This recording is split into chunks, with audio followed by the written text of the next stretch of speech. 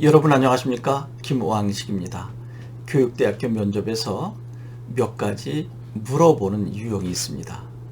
자네는 왜 초등교사가 되려고 하느냐라고 하는 지원 동기, 고등학교 3년 동안 가장 어려웠던 일이 무엇이고 그것을 어떻게 극복했는가라고 하는 것, 극복 지수도 묻고 싶겠죠.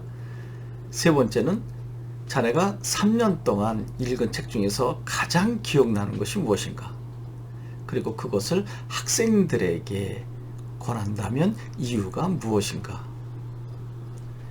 여러분, 이 세 가지가 대체로 많이 질문이 나옵니다. 그 중에서 이번 시간에는 도서에 관한 것을 생각을 해보려고 합니다. 지난번에도 영상에서 살짝 말씀드렸지만 대체로 세계 명절을 꼭 이야기하려고 합니다. 누구나 다 알고 있는 거죠. 그런데 만약에 교수님께서 그 책을 읽고 이러이러한 부분에 대해서는 어떻게 생각하니? 라고 부분적인 질문을 하면 어떻게 하시겠습니까? 예, 교수님, 사실 제가 처음부터 끝까지 읽지 않고 발췌독했기 때문에 기억이 안 납니다. 라고 해야 됩니까? 아니면 너무나 오래돼서 기억이 안 납니까? 아니면 솔직히 고백하시겠습니까?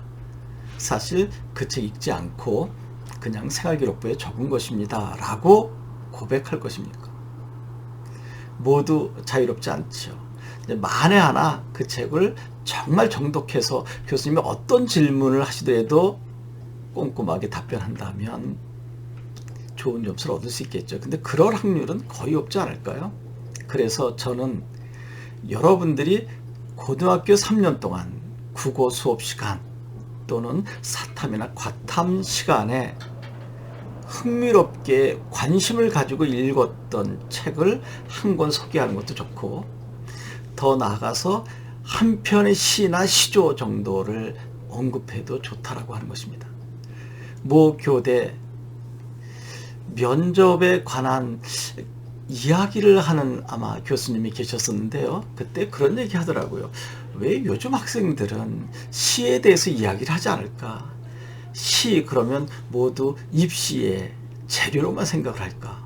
한 편의 시를 읽고 감동받은 이야기, 그리고 그 시를 통해서 내가 어떠한 내적 성장을 했고, 더 나아가 그 시와 흡사한 작품을 한번 써봤다든지 그런 학생이 보고 싶습니다 라고 하는 것을 보고 제가 깜짝 놀랐습니다. 아, 그렇구나. 시 몇 줄 안 되는 짧은 시형이지만 이것을 통해서 감성적으로 접근하고 더 나아가서 감동을 받고 그와 같은 시를 작성해 보려고 하는 것. 아, 이것을 놓치고 있었구나. 왜 우리는 소설 그리고 세계 명저만 생각을 했을까? 그래서 저는 늘 김춘수의 꽃 또는 꼬추리한 서시나 신동집의 오렌지 등의 인식론에 관계된 작품을 종종 거론하기도 합니다. 여러분, 세상 살면서 여러분 존재 얼마나 존귀합니까? 내가 존귀하게 생각하는 것처럼 다른 사람이 여러분의 존재를, 본질을 알아준다면 얼마나 좋겠습니까? 그런데 이상하게 나는 내가 생각하는 것처럼 다른 사람이 나를 생각해 주지 않더라고요. 또 나는 다른 사람을 인정해 주는 것 같은데 다른 친구들이 나를 인정해 주지 않는 것 같은 섭섭함 속에 빠지지 않나요? 바로 그 맥락에서 김춘수라고 하는 사람은 꽃을 지어내지 않았을까 하는 생각이 듭니다. 내가 너의 이름을 불러주기 전에 너는 하나의 몸짓에 불과했다라고 하는 것입니다. 인식되기 이전의 상태죠.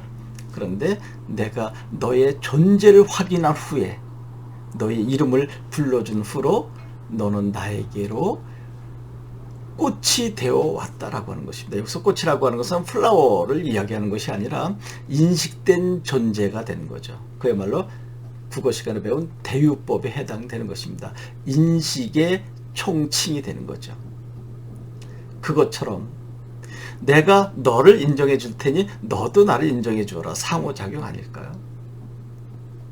여러분들이 교단에 섰을 때 학생들이 왜 교사인 나를 인정해 주지 않지?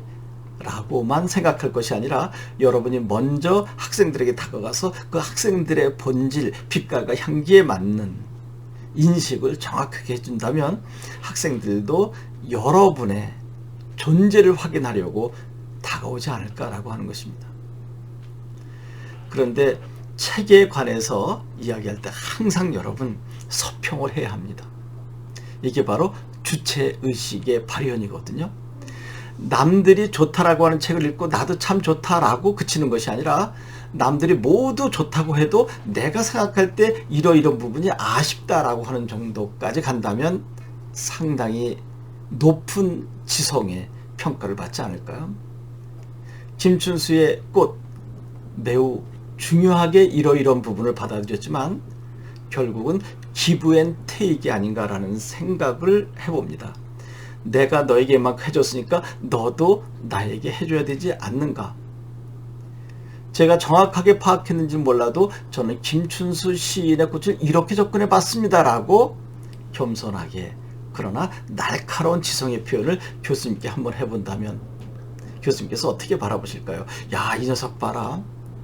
일반적으로 접근하는 것 이외에 자기의 창의적인 방법으로 주체적인 방법으로 접근하네 라고 긍정적으로 생각하지 않을까요? 바로 이런 부분이 창의적 접근이 될 수 있는 거죠. 창의적인 수업을 한다고 해서 하늘에서 뚝 떨어진 방법이 아니라 기존에 있었던 것을 한 뼘 틀어서 낯설게 바라보기라고 할까요? 참신하게 접근하는 것. 내가 창의적인 학습을 하겠습니다. 창의적인 접근을 하겠습니다. 라고 하는 것이 아니라 여러분이 접근한 방법을 보고 분석한 방법을 보고 교수님께서 참 독특하게 접근하네. 창의적으로 접근하네. 이것을 봤을 때 이 학생이 4년 후에 교단에 섰을 때 새롭게 접근해서 학생들과 공감을 획득할 것 같다라고 채점관이 평가하는 것 아닐까요? 그런 것 같아요. 제가 봐도요. 내가 너 알아줬으니까 너도 나 좀 알아줘. 내가 학생들 너희들 정확하게 파악해줬으니까 너희도 나를 알아줘. 더 나아가서 좀 속된 표현이긴 하지만 내가 너희들 잘 가르쳐줬으니까 이 다음에 잘 되면 나를 도와줘야 돼 라는 것까지 생각이 좀 가지 않을까. 이번 시간에는 한 권의 책을 읽고 어떤 도움을 받았는지 더 나아가서 감동을 받고 내 인생에 어떠한 역할을 했는지, 그런데 그것이 세계적인 명저가 아니라 한 권의 시집 또는 한 편의 시도 가능하다라고 하는 것입니다. 더 나아가서 시곡 시나리오의 극장르도 재밌지 않을까요? 차범석의 성난기계라고 하는 것도 의대에 가고자 하는 학생들이나 또 뭐 교사가 되고자 하는 사람들도 마찬가지겠죠.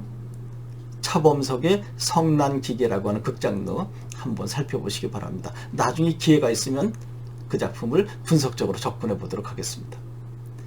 이제 저와 함께 하는 여러분들 서두르지 말고 1년 동안 차근차근 한 강 한 강 저와 함께 공부하다 보면 독서에 관한 것 그리고 또 창의적인 수업에 관한 것 모두 조금씩 이루어내지 않을까요?